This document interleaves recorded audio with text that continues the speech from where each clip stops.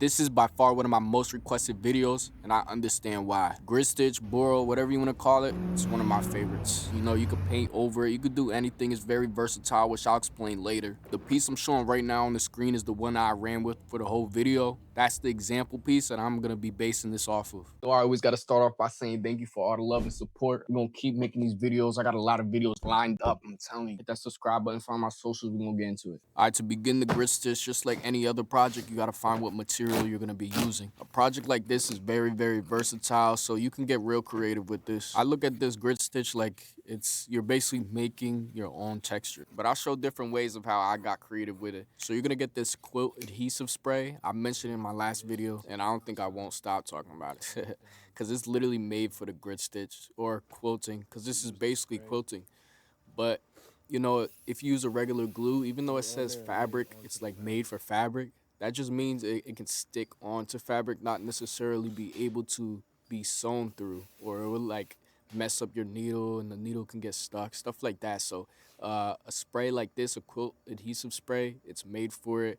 You're not gonna run into those problems of the bobbin bunching up, and it's just like you're stitching and you don't even have glue on it. It's that good. So after you apply everything, you're just gonna iron everything up. You want everything to be basically just a flat surface, so there's no creases, so the glue can hit all the areas you need it to be. You can either do it on the panel, or you can do it straight onto the jeans or whatever project you're working on. For the main piece of this video though, I'm using a panel, but I'm gonna show a lot of examples of what I did. This specific piece though is what I made for my new recent bulk. This week though, I am making shoulder bags that are Boro and jean jackets. A lot of new stuff that I'm bringing into inventory. So if you haven't subscribed already, hit that subscribe button. By the way, if you hear my voice in the background, I was gonna do an original like live commentary while I did this, but yo, my allergies were so bad, bro. Got both panels done. It does look crazy right now, but we're gonna go over with the distressing tool or the rotary tool, shred it up, and then stitch over it. But for now, you could put books over it, lay it on top, make sure it's flat, and then iron it over. So I'm gonna wait a little bit, just wait for it to dry up, and then we're gonna come back to it.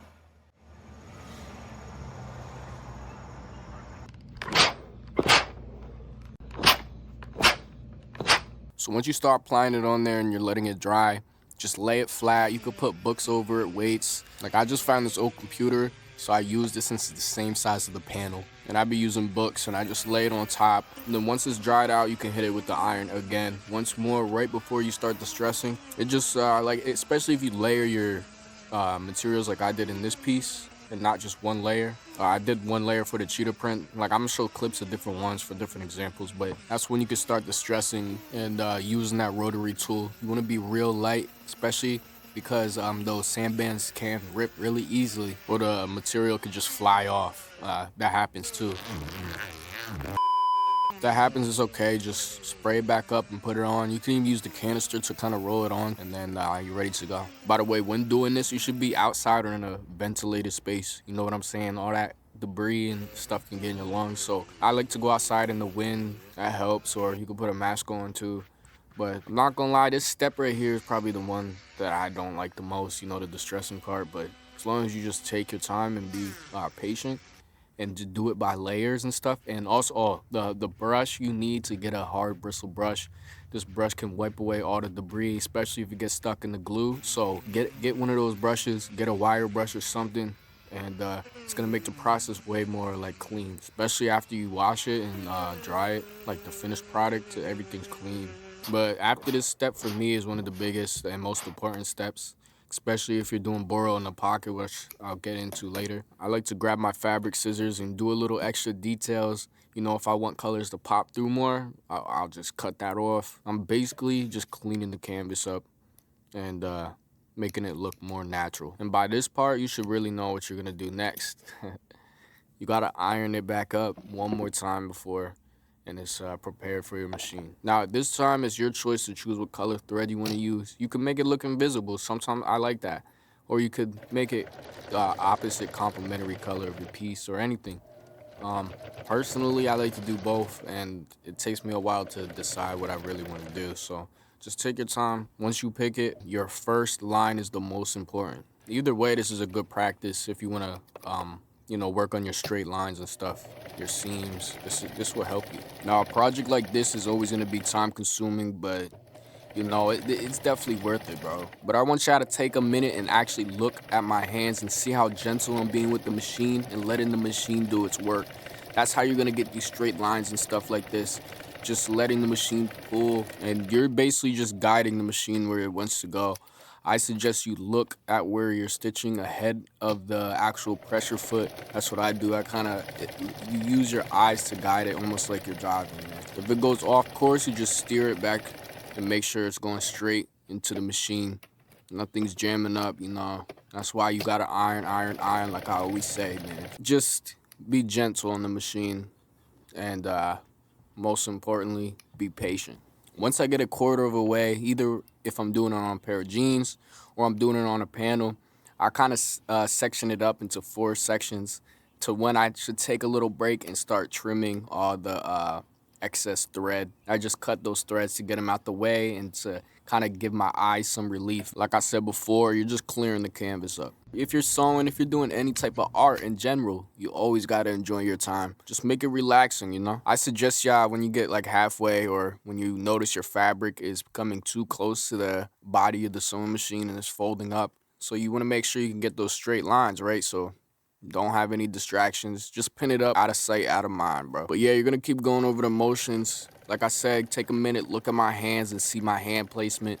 It really makes a difference. But I do have a lot more tips throughout this video. I'm also gonna be moving on to the pockets because you gotta be patient with those as well. So I'll be back. I like to call it grid stitch, but you can really implement any style. You can do triangles, stuff like that. I see a lot of people call it Boro, and but they use that technique Boro with Japanese hand stitching, and they also use it for more like repairs and stuff. I'm using it for more of a style, if that makes sense. All right, we got these 2 panels done, all complete. When you look at the back, there should be no bunching up. Just nice straight stitches. Right here at 2 inches, I marked this 2 inches and I'm just gonna sew at 1 inch. Just like this pair, I'm gonna rip it and then it's gonna have a drop and it's gonna look like it's phasing through. And I'm gonna do the pockets as well. So I'm just gonna pin this up. Obviously this isn't part of the tutorial, but I'm gonna show you guys how, just making my clothes. I created this design in my 2025 hard to get summer collection. It was named Paradox. It's one of my favorites out of all the pieces I made. I made 10 pieces for that collection, different concepts, So I still have the blueprint of how I made it. So, I implemented the grid stitch into it this time with 2 different pieces for this bulk. It's not too complex, and I love the randomness of the stitching when it's by the distressing and it's peeking through whatever fabric you're using. So yeah, I implemented it again. That's why you always gotta create and remember the blueprints of whatever you created. So you never know when you're gonna use them again. Like this time, I was just like, I'm gonna do it. But I was looking at the piece and I was like, yeah, I gotta change the main denim of the fabric. It just doesn't match in my eyes, so that's what I did real quick. Sometimes you gotta do that, but at least I didn't get too far where it's unchangeable. 2 different tones. This, you can see, it will blend in way nicer. Just look like a better product in my opinion. So I swapped it. As you can see, I'm doing everything. I was distressing it. I got it all done. All panels are distressed. So I'm just gonna work at this. Now, if you made it this far, congratulations. I'm gonna give you one of my tips for making this grid stitch that would cut a lot of the time out. The quality is still gonna be there, but all you have to do is put the pressure foot up, and instead of cutting the thread, you just slide that machine back. Your needle's obviously up. The thread is gonna be still attached there. You just continue as normal, back stitch, and just keep pushing forward. But that cuts a lot of the time out because you're not constantly cutting the thread, replacing it, You just slide it right back and proceed. Sometimes the fabric could bunch up, but you just gotta stretch it out, and you always have to stretch your fabric out while sewing. Anyway, so it even cuts time out when you're cutting these threads at the finished result. They're not so small, and you gotta locate every single one of them. You don't need tweezers or a lighter. You just cut from one end and then just pull it over to the other and just cut all of them. I also use this time saver on the pockets as well. But a quick tip for the pocket is you just spray it right on to wherever you want to lay it. You know, I lay it right behind the coin pocket and all on the big pocket. The reasoning behind that is because then you can kind of shape it into the pocket and the glue is already set where you want it to be. So you just get that rotary tool and basically line it up. And since you put the glue on wherever you want to see the grid stitch, it's gonna fray off since you distressed it. So it's just 1, 2, 3. It's just real easy, you know? By the way, I am gonna do another giveaway for hitting over 500, because my last video I was at 400 subscribers, bro. Yeah, I was crushing it. So we got over 600 now, so we're gonna do a giveaway soon, so be tuned for that.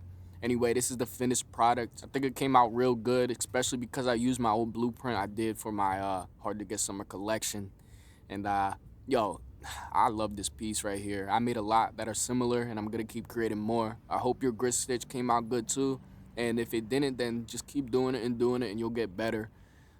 Keep watching this video, and I put the timestamps below. I don't know if you noticed, so you can go down there and skip to each part that you have trouble with, man. So thank you guys for watching so much. Hit that subscribe button. I'll see you in the next video.